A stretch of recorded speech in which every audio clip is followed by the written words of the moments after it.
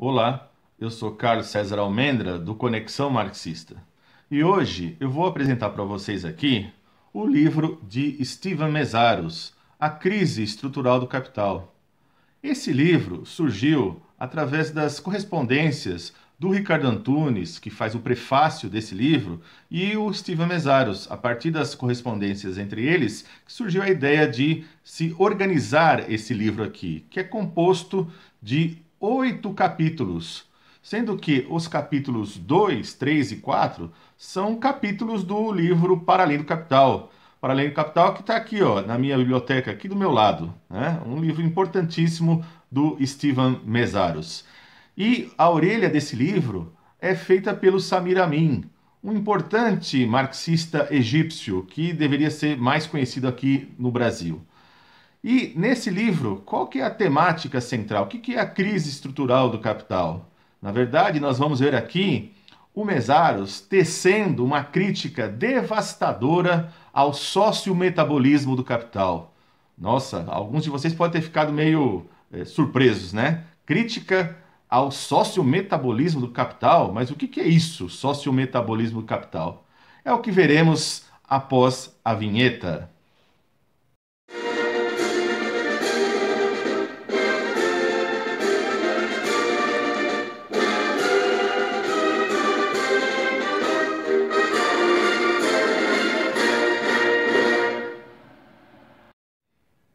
Se o Mesaros faz uma crítica devastadora ao sociometabolismo do capital, primeiramente temos que lembrar o que é o próprio metabolismo, né? Lembre-se que metabolismo são as reações do organismo a todas as suas funções, ou seja, a sua produção de energia, as enzimas, a ação dos aminoácidos, enfim. Para se produzir energia é necessário que o indivíduo se alimente, seja de sólidos e líquidos. Após a alimentação, você tem a digestão. Com a digestão, você tem que ter repouso, senão isso acaba ocorrendo uma congestão. E depois de tudo isso, há a geração de energia fruto dessa alimentação. E o próprio corpo depois elimina as impurezas, seja na forma de gases, fezes, urina, portanto ele expele as suas impurezas. E assim é também com o capital, ou seja, o capital ele é uma relação social. Portanto, o capital ele tem um sócio-metabolismo. Enquanto relação social, o capital ele determina o quê? Que o mundo produzido, o mundo das mercadorias, comanda, rege, impera sobre o mundo dos produtores, ou seja, sobre os trabalhadores. Lembre-se que para Marx, o capital é uma relação social onde o trabalho morto comanda o trabalho vivo, ou seja, o trabalho morto é o trabalho produzido, as mercadorias, e comanda o trabalho vivo, os trabalhadores. Então, diferentemente da concepção de capital dos liberais, que entende o capital como máquinas, equipamentos e edificações, ao longo de sua obra, o Marx deixa muito bem claro que o capital é uma relação social. E assim, o Mesaros vai mostrar que, em função do expansionismo, né, o capital sempre busca, de forma crescente e desmedida, a produção de valores através do mais-valor, ou seja, através da mais-valia. O Mesaros vai perceber que esse caráter destrutivo, incontrolável, onipresente aí do capital faz com que estejamos num mundo no qual as crises do capital sejam literalmente estruturais, rápidas, conectadas umas nas outras, de tal modo que, ao contrário de épocas anteriores à Segunda Guerra Mundial, onde as crises levavam tempo para você ter uma nova crise, agora as crises são permanentes. Mesaros vai perceber que as crises capitalistas, que sempre foram crises de superprodução, agora têm um novo caráter, o caráter de crise estrutural. Ou seja, a partir ali dos anos 60 e 70, a crise estrutural se instaura. E, simplesmente, a partir dos anos 90, com o fenômeno da globalização, essas crises estruturais, né, essa crise estrutural do capital, chega ao paroxismo, ou seja, com o predomínio do capital financeiro, ainda mais você vai ter muito mais evidente, de forma mais explícita, essa crise estrutural do capital. Ele já apontava, portanto, lá nos anos 60 e 70, e agora ela é notória, ela é literalmente explícita. E como é que se dá essa crise, né? É bom lembrar que os pressupostos com os quais o Mesaros trabalha são os pressupostos do Marx, ou seja, é estudando a forma pela qual o Marx estudou as próprias crises que o Mesaros vai desdobrar a tal da crise estrutural do capital. Lembre-se que o Marx já apontava o caráter expansionista do capital. Ele já apontava o caráter destrutivo das forças produtivas aí do capital. Portanto, a sua própria autofagia, né? O capital, ele avança destruindo partes de si mesmo. O capital promove a própria descartabilidade, ou seja, à medida que você produz coisas que não podem durar o tempo todo, né? Essas coisas têm que ser descartadas para que novas sejam produzidas e consumidas e, portanto, vendidas. O próprio Mesaros vai escrever sobre o caráter da obsolescência planejada. As empresas, né, quando produzem mercadorias, elas já calculam aí mais ou menos o tempo útil de vida para que novas mercadorias sejam produzidas, ou seja, as anteriores sejam descartáveis, se desgastem rapidamente para que o consumidor sinta a necessidade de comprar novas mercadorias. O caráter descartável das mercadorias, a questão destrutiva advinda até mesmo do Estado, o Estado se envolvendo diretamente com a produção e fazendo com que essa produção seja destrutiva. Tudo isso já estava sendo estudado por Mesaro desde os anos 80. Aparece aqui nessa publicação da editora Ensaio de 1989, chamada Produção Destrutiva e Estado Capitalista. Esse livrinho aqui seria desdobrado e inserido na obra Para Além do Capital, entre os seus capítulos 15 e 16. Agora, essa produção tem um caráter destrutivo não apenas pelo fato das empresas já criarem seu caráter obsoleto na própria produção, é que simplesmente o mercado faz com que essas mercadorias sejam descartadas rapidamente.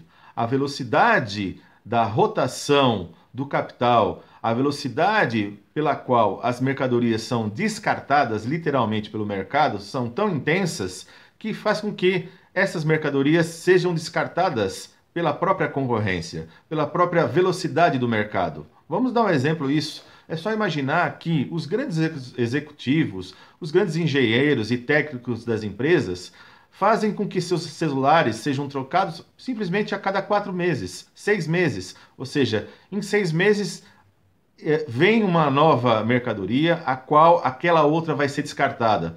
Claro que literalmente, como é muito nova ainda, eles vendem essa mercadoria e para obter a nova, né? Um outro exemplo disso é só você pensar nos videogames. À medida que as empresas lançam novos videogames, primeiro aquelas filas imensas antes mesmo de chegar ao comércio. E quando é lançado, literalmente agora, se compra um novo videogame e o segundo, o anterior, passa a ser peça de museu. Portanto, é o próprio mercado dando caráter descartável às mercadorias. E assim, o mercado capitalista faz com que a produção e circulação seja cada vez mais acelerado. A expansão apontada por Karl Marx agora chega a um ponto o qual, com essa tecnologia atual, faz com que a produção seja enorme. E isso faz com que as crises sejam constantes. O período entre uma crise e outra seja cada vez menor. Portanto, à medida que o capital se expande, você tem aí a expansão da própria exploração da força de trabalho. É bom lembrar que, quando o capital vai se desenvolvendo, você tem aí cada vez mais avanço tecnológico. Portanto, o avanço tecnológico faz com que haja investimentos no chamado capital fixo. Ou seja, novas máquinas, robôs, novos instrumentos, e tudo isso faz com que a produção seja mais rápida e se precise cada vez menos de trabalhadores. Ora, se tudo isso está ocorrendo ao mesmo tempo, o que vai acontecer? Maior produção, menor número de trabalhadores e vem a crise. Vindo a crise, vem o caráter autofágico, ou seja, tem que se destruir partes do próprio capital para que ele continue existindo. E se anteriormente, em décadas e no século passado e no século XIX, essas crises eram, o período entre uma e outra eram maiores, agora não. Agora você emenda uma crise na outra.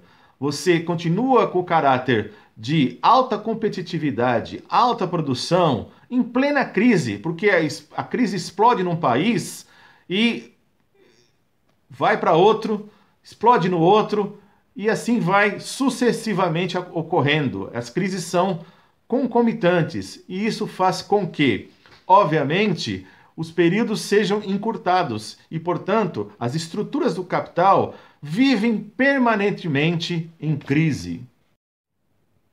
O capital agora não encontra mais tempo de recuperação, ou seja, o período histórico agora entre uma crise e outra não existe mais. Agora uma crise se emenda na outra, uma crise está encalacrada com a outra, ou seja, o caráter autofágico é muito mais veloz, inclusive. Essa autofagia faz com que simplesmente se aumente o grau de exploração, sobretudo entre nações, não só entre trabalhadores. Aumente a desigualdade dentro dos países e entre os países.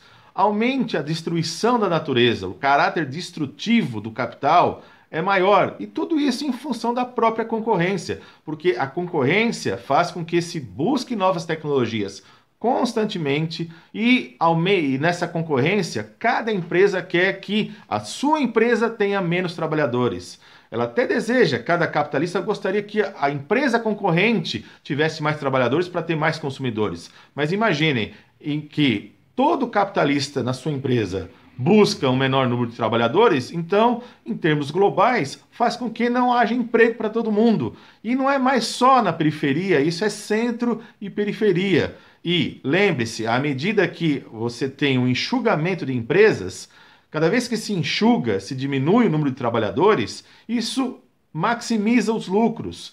Ao maximizar os lucros, também isso se reflete no mercado de ações, né? Parece que a empresa naquele momento está melhorando, indo bem, portanto aumenta, acresce as ações, valoriza as ações, e os acionistas não estão nem aí se a empresa está produzindo mais ou menos e o que ela está produzindo. O importante é que só valorize as ações. Então percebam todo esse metabolismo em movimento, por isso que é o sócio-metabolismo do capital. E qualquer tentativa de correção é uma mera tentativa, ou seja, medidas do executivo, medidas parlamentares, medidas neo-keynesianas ou keynesianas são apenas paliativos, porque estruturalmente não tem como resolver o problema. Ou seja, o problema é profundo, o problema está nas estruturas do próprio capital. Portanto, por mais que os próprios capitalistas, a partir, sobretudo, da crise de 2008, voltaram a ler Marx para entender o que é a crise, não é para assimilar o Marx, e sim para entender aquele que mais se debruçou sobre a crise. Então é nesses termos que o Mesaros, com a sua obra aqui, ele vai apresentar essa crise estrutural do capital. E seria ilusões você achar que, dada a crise, então por que não se produz menos, vai-se mais devagar? Não, isso é impossível. Isso não faz parte da natureza do capital. Ou seja, o metabolismo do capital faz com que a velocidade seja intensa, a exploração seja profunda. E nesse sentido, tem tudo a ver a capa do livro. Ou seja, quanto mais riqueza se produz, junto com ela, a pobreza. É a contradição, né? É a lógica dialética desse movimento desigual e combinado. Ou seja, o número de bilionários crescendo e expandindo ao mesmo tempo o número de miseráveis. Então, essa capa é a expressão do que é a própria crise estrutural do capital. E, nesse sentido, vale a pena a sua leitura. Claro que as discussões aqui apresentadas pelo Mesários são extremamente profundas e complexas. Mesários vem do campo da filosofia, portanto, as suas discussões são sempre muito densas. E assim, pessoal, eu vou depois, num outro vídeo, eu vou desdobrar um pouco dessas ideias presentes aqui nesse livro, mostrar alguns trechos para que possamos ir mais a fundo nessa obra que merece sim uma segunda parte. Então, por enquanto, eu vou me despedindo aqui. Peço para vocês que deem um like no vídeo, compartilhem esse vídeo, façam seus comentários, apresente aqui as suas dúvidas nos comentários, e aí a gente pode até estabelecer um diálogo, e assim a gente se vê na próxima oportunidade no desdobramento desse vídeo. Um abraço a todos.